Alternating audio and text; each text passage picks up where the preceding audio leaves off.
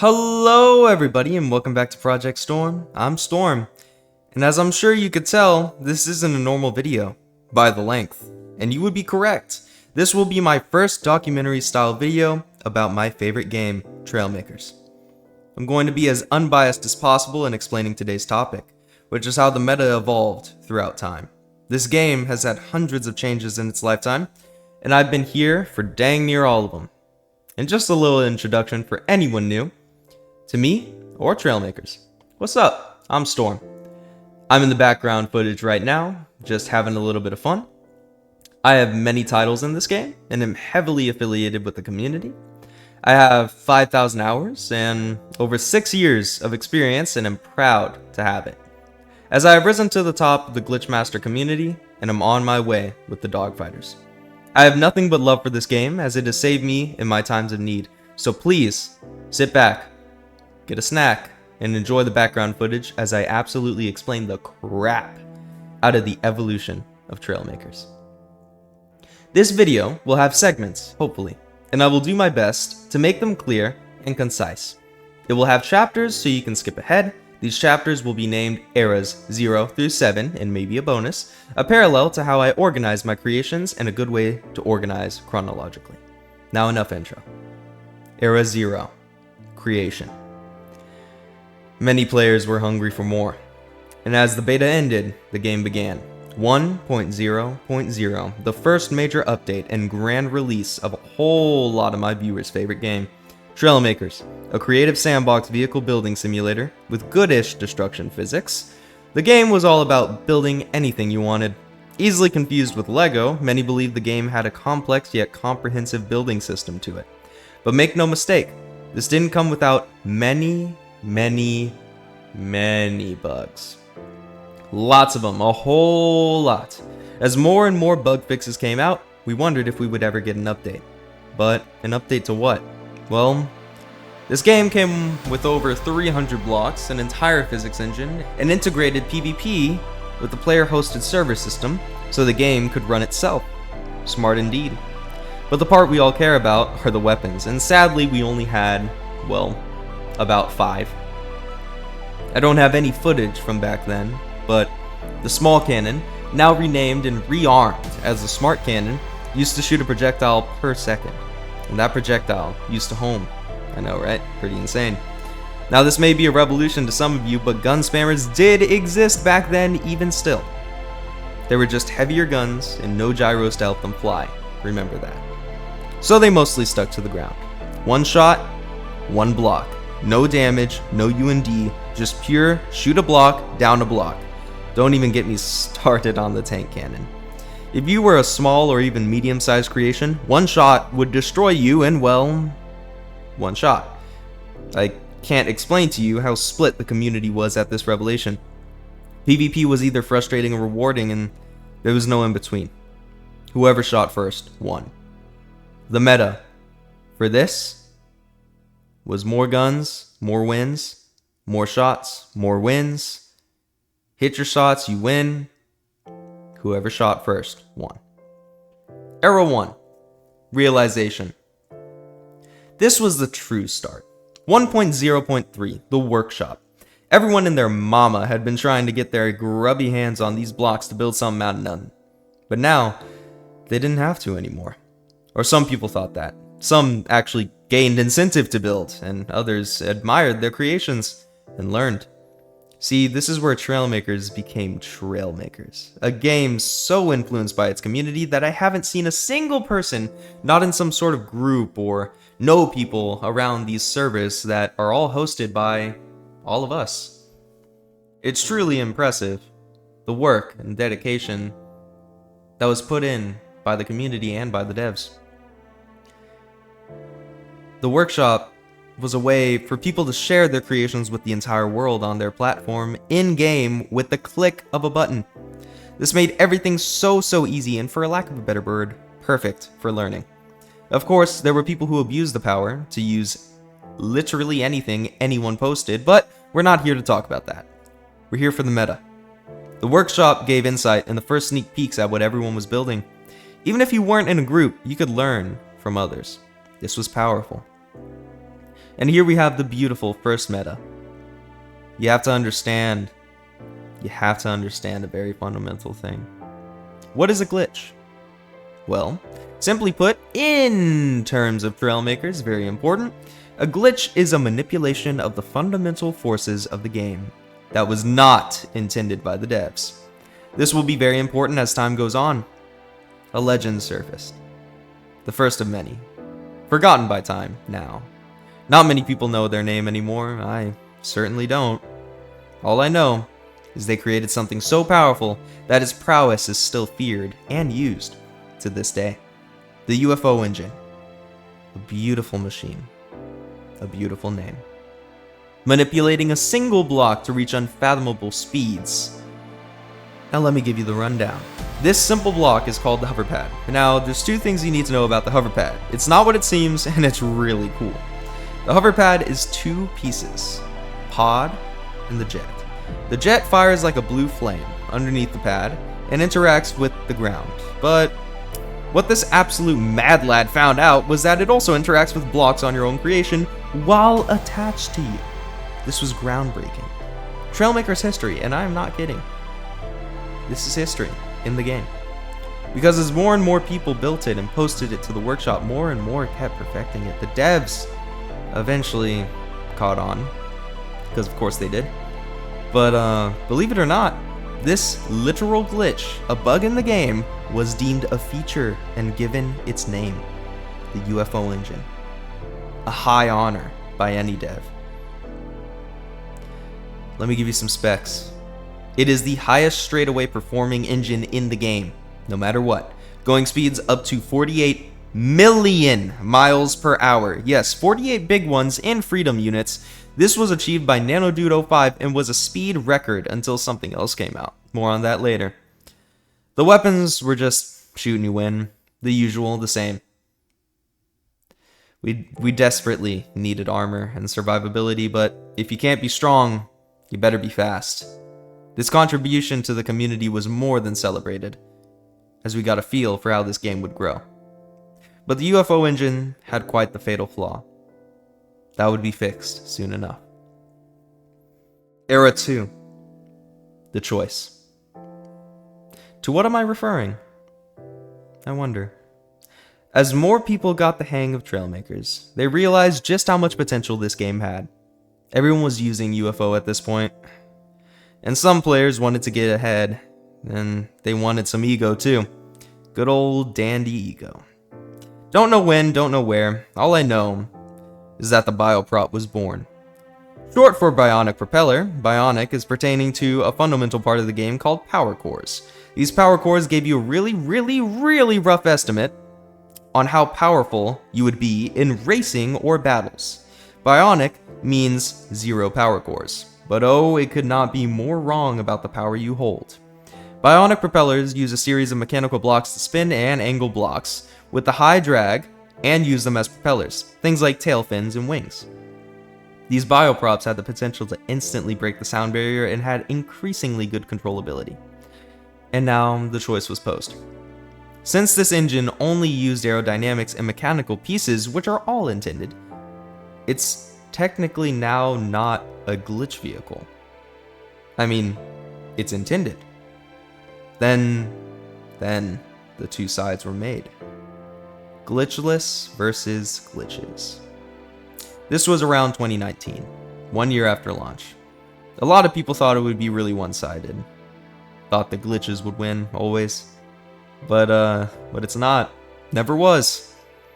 There are still people today who can stand a chance at my most successful nightmares. But eventually, glitches got the better of glitchless. It was a long skirmish, still happening right this minute. As you're sitting there eating your lunch and watching this video, or you, the one who is trying to sleep right now but the vid's a little too interesting, someone fighting for their life in a regular build versus a monstrosity, and most likely holding their own. That's what Trailmakers is all about. Adapt and overcome. Create to destroy. As the bioprops fell from the sky, there was one left, and that was Nano. Sometimes appearing out of nowhere, using his usual alias. Oh, that Elias. No one would ever know. They thought they banned him too. Funniest thing ever. Anyways, all fell but one. And that one is all they needed to keep fighting. Era 3. The Fall. Mostly referring to all of the Trailmakers community, this was when dynamite and tiny cannons came out, as well as the new weapon revamp. Not PvP 2.0, but just the guns firing different projectiles. This was the age of gatekeeping. We're now in 2020, December, almost 2021. So much tech was being produced and all of it was being hoarded, stunting the evolution of the game. The most beautiful part of this game is the fact that we are a parallel of a civilization advancing through the stages of technology. We create, we build, we make engines that evolve into planes, we get new blocks that evolve into even more powerful engines, so on and so forth. It's perfect.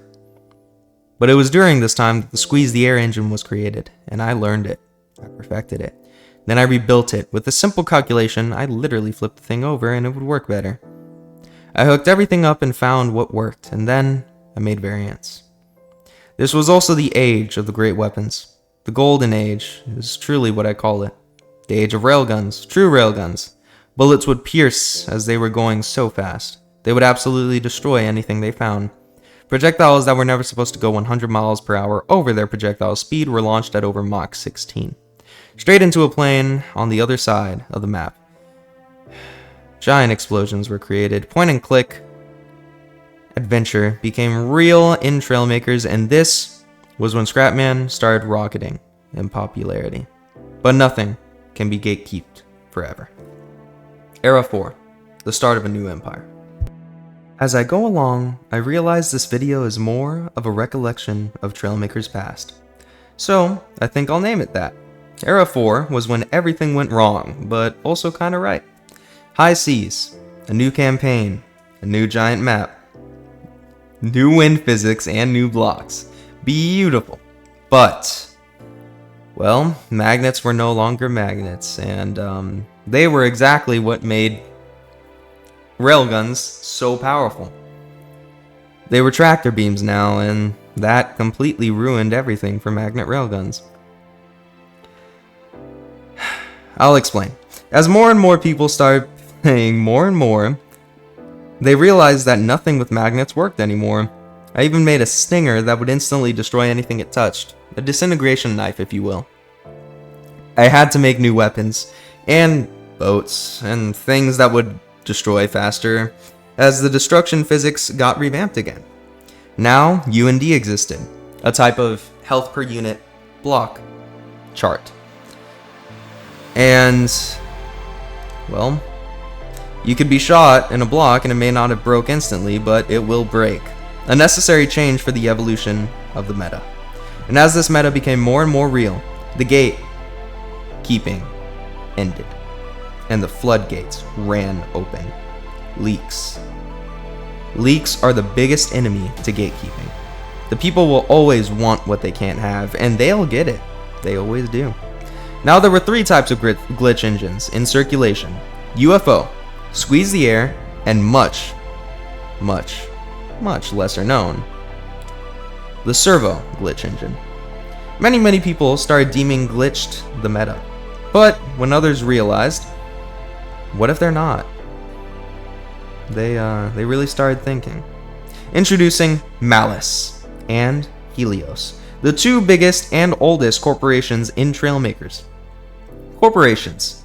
Corporations are organizations made and founded by a player or group of players that makes their own military and civilization craft. This is usually roleplay, but it is the most fun I have ever had in this game. If you want to get a sneak peek at my organization, I would be happy to, but that's for another video. Malice. Malice makes hyper-maneuverable fighters. Helios makes the same. Competition at the time was high between the two, and they would fight for their fame, until they became too big. Madeline, the founder of Malice, before known as Mal Industries, was considered the queen of dogfighting, and Sereth, the founder of Helios, as the great creator. Now, there were thousands that knew them, and while only hundreds knew me, this was where I got my name. This time period, I was a menace.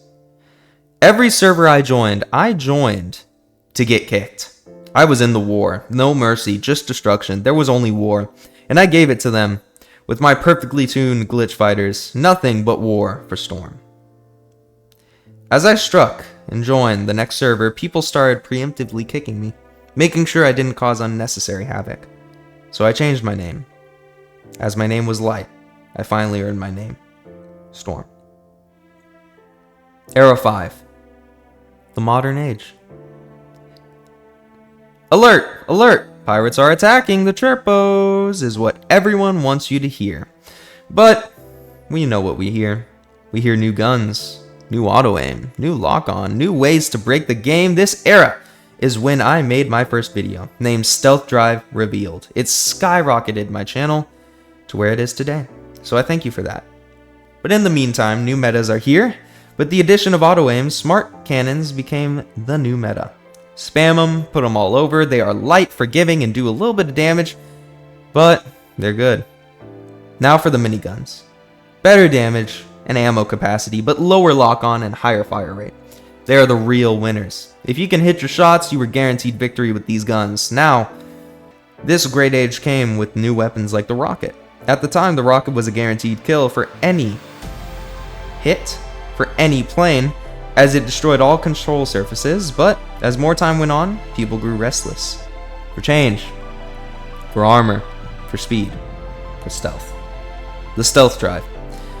As more and more people came to the game in droves, well, we realized just how much we truly needed to bring the skill ceiling back. The game became too easy, and it would go from there. As now we had two new pieces that allowed you to easily configure control surfaces without truly understanding what it means. Call me old-fashioned, but I think you should know what a plane does and uses to fly before you actually fly it. And then, I arose. With a failed prototype engine in my hand, and for my corporation, Project Storm, I was saddened by this failure, but it became my greatest success. If you take from this video anything, and if you're still with me, comment one by one. Those who know will know, but even still, learn this lesson. When you succeed, intentional or not, make sure you ride the wave. What I mean is be grateful and use all of your strengths. In this game, I created the glitch named the Stealth Drive, and I gave it to the community, completely redesigning the way the game works. I cannot be hit, as the lock-on would fly away from my being and confuse the enemy's guns. This was groundbreaking and almost warranted a patch, but the devs realized how complex and unstable it was. But I have the true version. A perfect version that I will show soon. Anyways, as the game grew in size, it also grew in technology.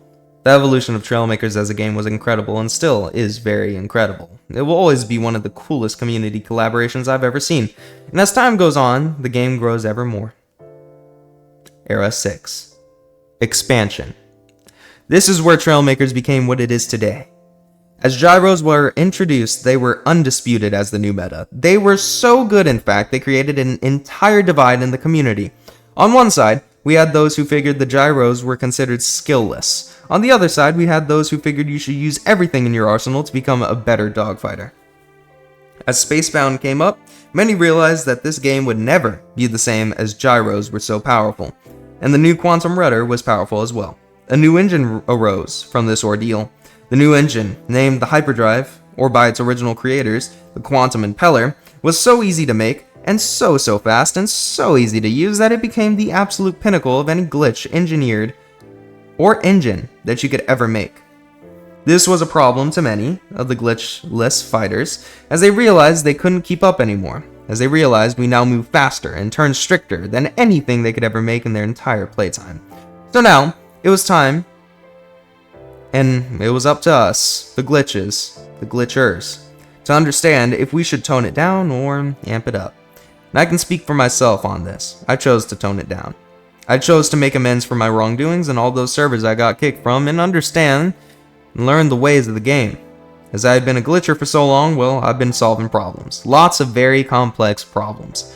I had so much experience in this game, and all this game is fixing problems. I transferred these problem-solving skills. While incredibly fun, glitching has a whole new feel when you are glitchless.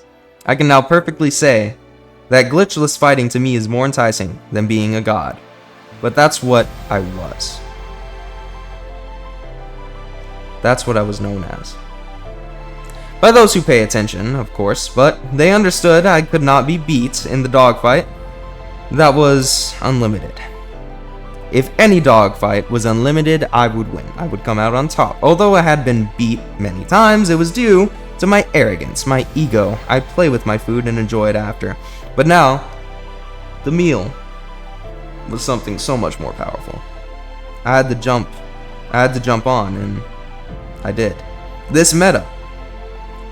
I created more and more weapons, obliterators as I called them, vehicles to destroy worlds, and this was where tyrants, glitchers, and masters and sentinels came to be. Now, Madeline and Sereth, Malice and Helios worked on their beautiful planes that could fly like they were pieces of paper floating in the wind while still staying completely controllable. I was here, building the strongest, most durable, most adaptable weapons known to Trailmakers thus far, and I swore I would never use them unless absolutely necessary. These weapons were to me the new meta, exactly what you needed to destroy the competition, and to me, now, in this time, the meta was perfect control, perfect stability, perfect instability, and perfect destruction capability. These defined a good dogfighter. If you could control a fight, you could adapt. If you could adapt to an opponent, you could destroy, and if you could destroy an opponent, you could find more. That's all there was left in this game. Building, destroying, an interesting gameplay loop, but it works. And it's made many happy. Era 7. The present and the future. Now, 2.0. Pioneers. A new campaign. Beautiful, yet flawed.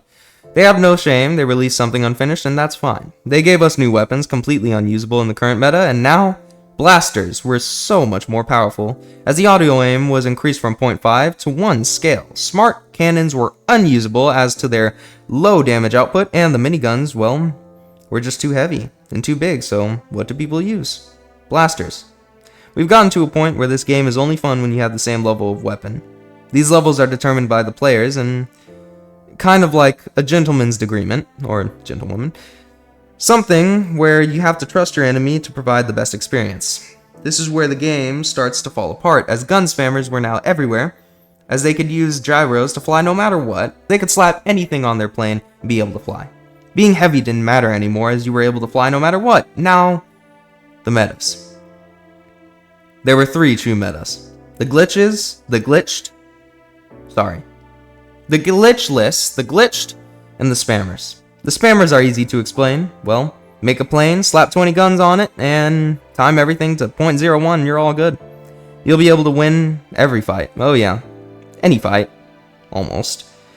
This is agreed upon by the community as the most skillless type of player you can possibly be. There is no greater shame than guns without elegance. No greater shame than gyros without form, and no greater shame than a few Solage with no wings.